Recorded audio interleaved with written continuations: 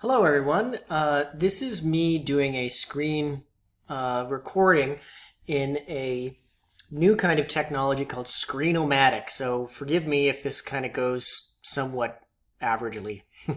So this is the a poetry response or a close reading, the next assignment that's up for you, that I wrote a couple of days ago, I guess 2 nights ago, and went through on my Thursday class in class about this and did an in-screen recording for them in Blackboard.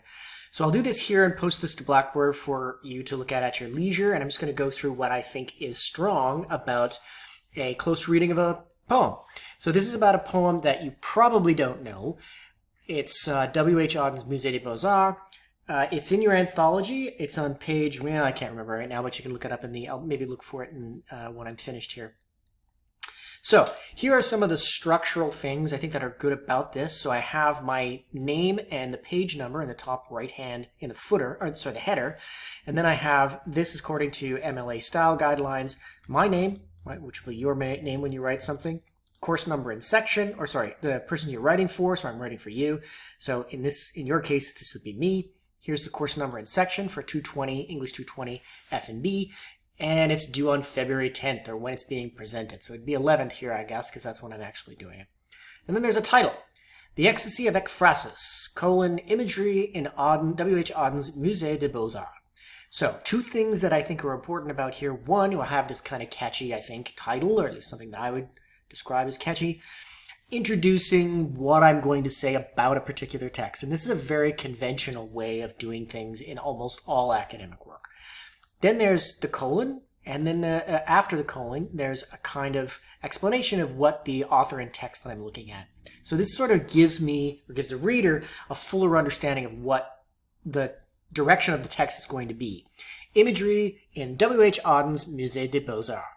So a couple of things that you'll recognize here is that I've got the name of the author in the text here. I've got this funky term ekphrasis, which you probably don't know, but we'll get into that in a second about how that actually works. It's expected as a reader that that's going to be defined somewhere later in the text. Okay, so I have running page. I'm supposed to have running page numbers, but I don't. I've got number 1 there, the same. So that's a mistake. That should be fixed. Anyways, I'll just proceed anyway.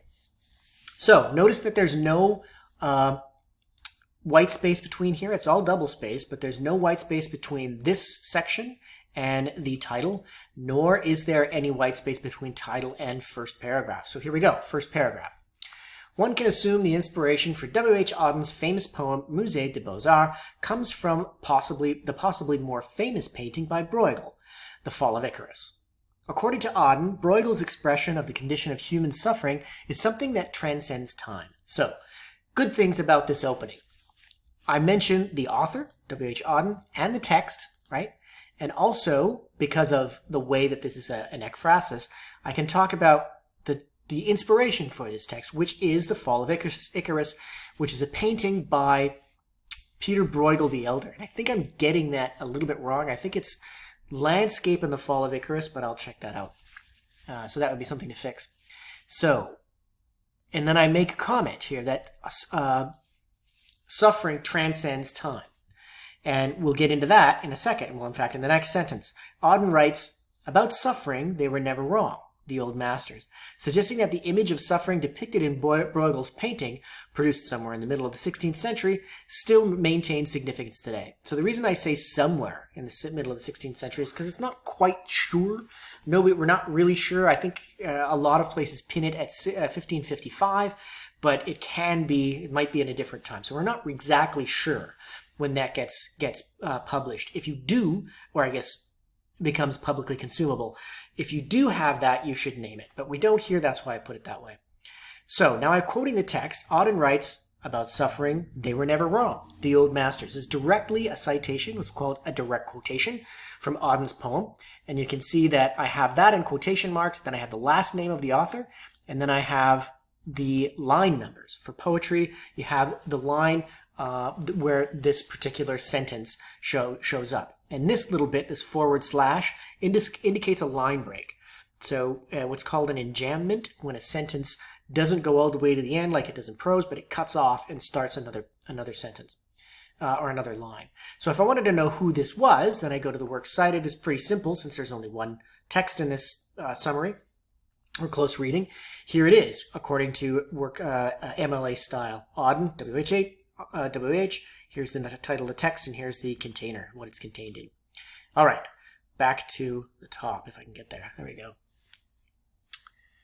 Further, suggesting that he and Bruegel are discussing the human position of suffering, he universalized the reaction of all humanity. So, to all humanity. So one of the things that I've said in a number of texts in your first essay is to try not to A, psychologize, or B, historicize, or universalize. All of those are too many I's, I think, in any text, unless you have some support.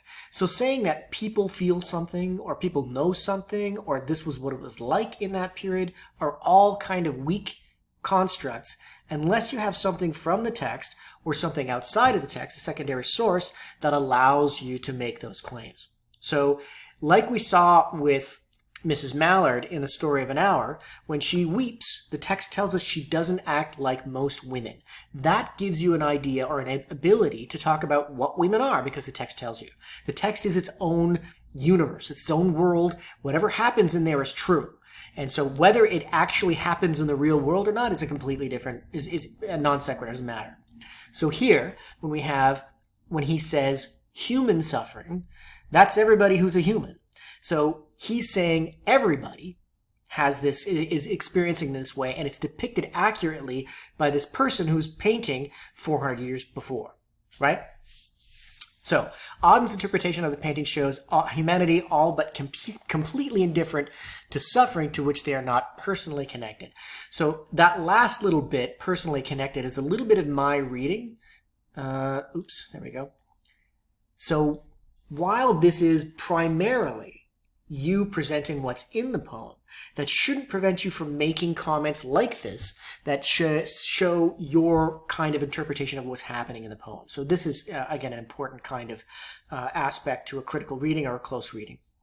So Auden's ekphrasis poem initially juxtaposes the apathy of the majority in the face of suffering to those who are, quote, reverently, passionately waiting for the miraculous birth. So, a couple things happening here. One, ekphrasis is used again, but it's got a footnote. Recognize that footnotes, as we looked at when I was doing the MLA paper from OWL, they're not reference notes, they're explanatory notes. So if I go down here, I can explain what ekphrasis is.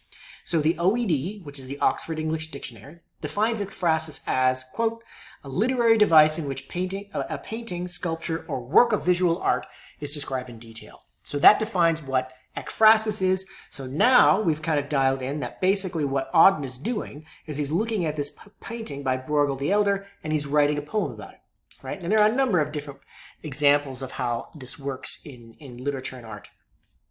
So, secondly, in the face of suffering, those who are reverently, passionately waiting for the miraculous birth. So again, there's a forward slash which indicates a line break, but again, another thing that I mentioned a lot in students' papers was when you have a quotation, make sure that you unpack it or explain what that is. And I do that here.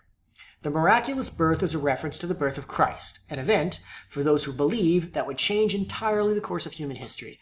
So again, most of us in some way should be familiar with this, although not all. That, the miraculous birth, the Immaculate Conception, is, of course, Mary becoming pregnant by God and giving birth to Christ without any sort of intercourse happening there, or sexual intercourse. It's God. So that's what he's referring to here. And I just unpack it very, very basically to say this is what's happening. I go further for those who believe. However, Auden suggests that, quote, there must always be children who did not especially want it to happen, skating on a pond at the edge of a wood. So, I explain this. The juxtaposition of the passionate and the dispassionate is telling. Where some are reverently waiting for what would be the most important part in human history, others are participating in a banal pastime, skating on a pond. So, this should refer back to my introduction where I say people are callous about things that are not important to them. And here we have the kids skating on the edge of the wood. We have what would be, for those who believe in the, cosmology or ontology of Christian religion, that's the most important a moment in human history for a Christian, is the birth of Christ. The only thing that would supersede that is the second coming, when Christ comes back. So this is the most important thing in the world, and some people, who cares, let's go skating, right? That's sort of the point that's being made here, that I'm making. Auden continues with seems like an almost callous indifference to suffering, and to the suffering of Christ specifically. Those indifferent know, quote, that even the dreadful martyrdom must run its course, suggesting that the gruesome death of Christ is a foregone conclusion, suggesting that suffering happens, what can I do about it? So here's again, the single quotes are me assuming a kind of a speaking voice here, and that's what that is. And the dreadful martyrdom, of course, it's got to happen. What am I going to do about it? These suffering happens in the world. There's really nothing I can do. Indeed, martyrdom seems to happen in the most common of places, where the dogs go on with their doggy life and the torturer's horse scratches its innocent behind upon a tree. Auden describes the moment of Christ's death as something that much of the population care nothing about. Also, the crucifixion takes place in what sounds like a pseudo-slum, an untidy spot with roving packs of dogs doing nothing more than what dogs do. For some, according to Auden, the place is of no event or circumstance. So again, this is the most miraculous event is happening in a really boring place, something that really means nothing, and where dogs are just being dogs, and there's nothing he can really do about it. If you go to the bottom, here's my other footnote. Apologies to those who love working dogs and watch that show. Yes, I like dogs too, but I'm trying to do a reading of the poem, damn it. Take it up with Auden. So that's me being slightly cheeky. You can have some fun with your writing, that's important. So again, what's happening here is saying that dogs are just being dogs, right? You don't fault your dog for chasing a car, or your cat for killing a mouse. That's what they are. This seems to be a corollary in what's happening with suffering. For Auden, suffering, or for some people, suffering is just a thing. And no matter what they do, anything they do is insignificant in the face of this monumental, or the kind of weight of where suffering happens. So when in the third stanza, Auden turns his attention to the substance of Bruegel's painting, he shows most significant action of the event is downplayed. Depicting the fall of Icarus, Icarus is nothing more than a small pair of legs disappearing into the ocean in the bottom right-hand corner of the painting. In the foreground is a man plowing his field, a shepherd leaning on a staff, apparently taking a break, and what looks like a man leisurely fishing. To this, Auden writes, everything turns away quite leisurely from the disaster, suggesting that, quote, the sun shone as it had to on the legs disappearing into the green water. This reiterates the above sentiment, and indifference is a condition of the inevitability of suffering. The sun had to shine on Icarus. How could it be any different? So again, you can know here I'm signaling again to my reader that I've already mentioned this, so I'm reminding them of where I've gone, or what I said I was going to go, and here I'm doing it. Here is what I've done. Remember that? And I unpack these kind of questions. This is basically just this description of what the painting looks like, and I would encourage you all to take a look at that. I have the other footnote is basically explaining the myth of Daedalus, or where to find information about it. Perhaps most surprisingly is the comment on the ship, depicted as sailing just past Icarus's legs. Auden suggests that, quote, the expensive, delicate ship must have seen something amazing, a boy falling out of the sky, had somewhere to get to, and sailed calmly on.